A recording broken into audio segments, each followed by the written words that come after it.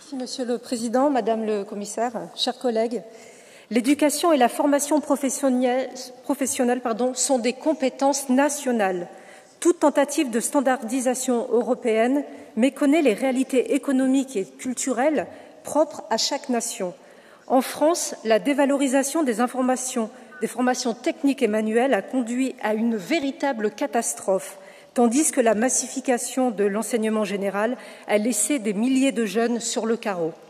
Il est urgent de rétablir l'apprentissage et l'alternance comme piliers d'une économie forte, grâce notamment à des incitations fiscales et une simplification administrative, plutôt qu'à des financements européens conditionnés à des critères idéologiques. Nous devons cesser de pallier nos besoins de main-d'œuvre par l'immigration massive. Former notre jeunesse doit être une priorité nationale, non une variable d'ajustement. L'Europe doit défendre la transmission des savoir-faire, mais aussi encourager la formation aux métiers d'avenir, comme l'intelligence artificielle.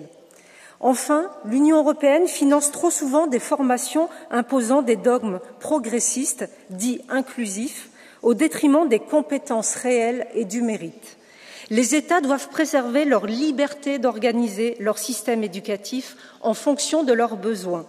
En bref, plus de savoir-faire, moins d'idéologie, plus de liberté pour les nations, moins de réglementation européenne. Je vous remercie.